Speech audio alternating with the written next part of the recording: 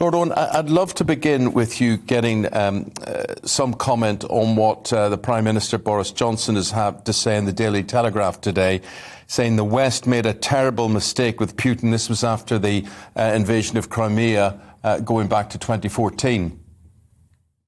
Well, I agree with that.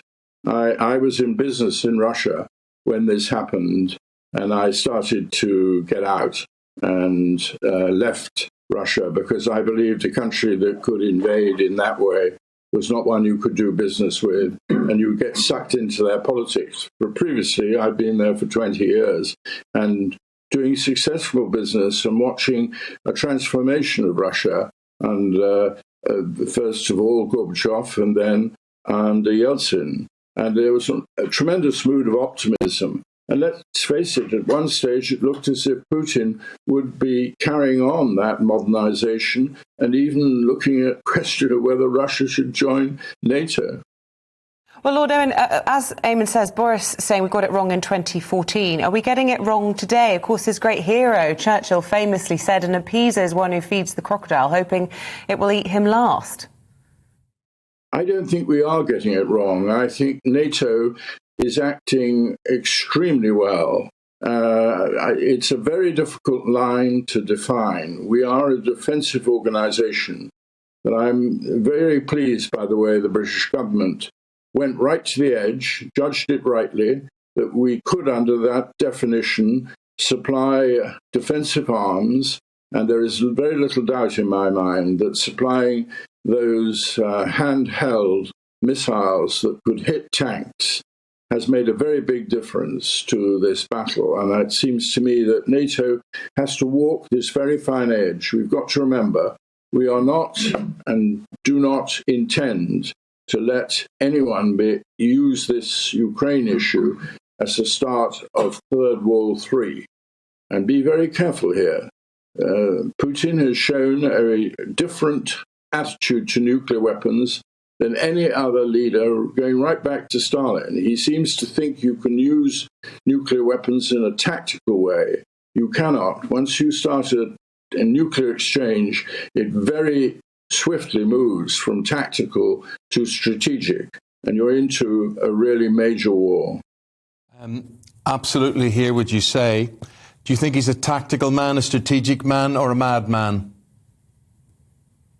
I don't think he's mad. I think it's a great mistake to consider that. But I do think we have to look very clearly at what appears to be that he has got something going on there. You look at his face and the way it has changed, and it looks to me as if he's been on either steroids for some illness that he may have, or he, like many bodybuilders, has got onto anabolic steroids.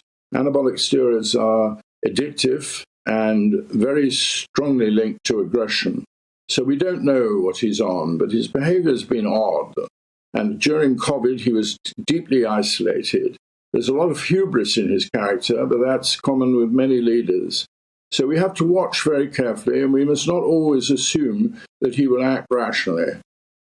You, in your actions doing business with Russia, you said there back in 2014 or so, you realised pretty quickly that the Russia that was evolving was not the Russia of Gorbachev or Yeltsin.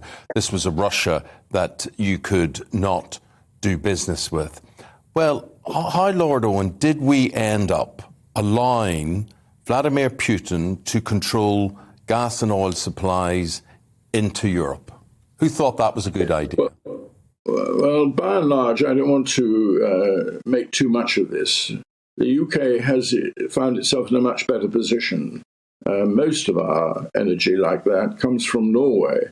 We also have got some supplies of our own. The big mistake, I think it was the Cameron government, was to give up the under the North Sea in the caves that you've been getting oil and others. We also had a very large reserve supply, and we gave up that in a very, very foolish decision. We've got to stop our politicians taking shortcuts in this present type of world, and we've been living in it actually for many, many years. You have to be as self-sufficient as you can. And this is one of the reasons that I think we are going to have to look at the energy policy. But the really important thing that has happened just in the last few days, really, is the change of attitude in Germany. Germany was, after all, having a second pipeline under the Baltic Sea, and a lot of people in the world criticized them. They were completely oblivious to criticism. This new coalition government has said that that is suspended. They have realized we are in a completely new order of politics. They're increasing their defense spending, and they are now supplying defensive weapons when they blocked other NATO countries in the Baltics, supplying them because they were German in origin to Ukraine. So the biggest, richest, and in many respects in this part of Europe, the most important EU country is behaving very differently, and it's a very great tribute to their new political cabinet, new government, that they are prepared to reassess and become now a fully engaged NATO member. And but meanwhile, our government under Boris Johnson says we continue on course for net zero green policies. And I was just wondering, from your point of view, what could happen post-Putin, however that may happen? You talked about there was a whole new world, there was a whole new sense of optimism with Gorbachev and Yeltsin. Could we go back to that? Is there a likelihood of that? None of us seem to know what the alternatives are in Russia. I think we must get out of the habit of linking Putin with Russia. He is, of course, in control, but he has increasingly used autocratic methods. Russia is no longer the democracy that it looked as if it might emerge post-Yeltsin. And there was optimism of Putin in the early years. I don't believe this view that Putin has been irrepressibly evil throughout his whole life. I don't think that. I think there was a change in the man. And I think it's pretty clear when it started. When he gave up being president and allowed a colleague, Medvedev, to become president from 2008 to 2012. When he came back into power, pushed Medvedev aside, we were dealing with a different Putin. He was very angry with the United States, who he believed under Hillary Clinton, when she was Secretary of State, and the CIA intervened in that election. I think there's some evidence they did. He then started to move very aggressively into public relations and activity in the United States, formed a strange link with Trump, which nobody really understood, and started to become more aggressive. And progressively, he has shown this aggressive side to his nature. And then this aloofness during COVID, and, this ridiculous business of seeing heads of state like Macron, who kept on going to Russia on this long, long table. Then we saw him having a very aggressive conversation with his security chiefs and humiliating them. And that's another feature of a personality change, when you have contempt for others. And there's no doubt he has developed that too. All are dangerous signs. We're almost out of time, but I can't finish the interview without mentioning China in all of this. US intelligence, which we've been hearing from commentators this morning, have been so accurate throughout the whole of this invasion, have indicated that Russia has requested military support from China. The Chinese embassy in London denying that this morning, describing it as malicious disinformation. Yet the government coming out this morning urging China to make sure that they don't supply Russia with weapons. There's a lot of pressure building on Beijing, isn't there? Yes, there is. And it's very interesting that very early on, when the debate took place in the Security Council, China, which also has the veto with Russia, did not vote against, did not exercise the veto, and abstained.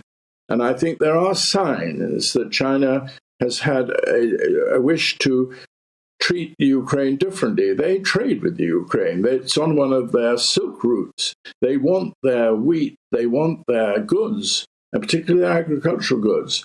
I'm not convinced that Xi, the president of China, is quite so deeply committed to Russia as some people think. That doesn't mean he's going to come out in opposition formally. So I think it's very unlikely that he would supply arms. I'm not convinced that Russia needs arms. They have a massive arms industry, and this war has only run for 3 weeks. I'd be very surprised if they're short of supplies. I think what they want from Russia is an identification with their cause. They want them to be proven allies, particularly now that we've got NATO under Biden's leadership. And I must say, I think with Boris Johnson's full support, Britain has shown the advantages that we have had of being free from membership of the European Union. It allows us to give wholehearted commitment and serious money to NATO. And I think that we have increased our defence budget over the last 2 years. I'm afraid it's going to be tough on the Chancellor, who clearly wants to move it on to bigger economic questions. We are going to have to increase defence, and that's going to have to be paid by all of us. I hope rather more by me than those who are poorer. Well, absolutely fascinating listening to your analysis, Lord Owen, and your opinions. We really do appreciate all of that. And thanks for joining us this morning. Thanks for your time. Thank you. Thank you for asking me. Thank you very much. Lord David Owen there, former Foreign Secretary, and he was also a Navy Minister as well. He's talking there in respect of our budget, our freedom outside the EU. The and what peace a difference negotiator as well he was. Yeah, with all of this.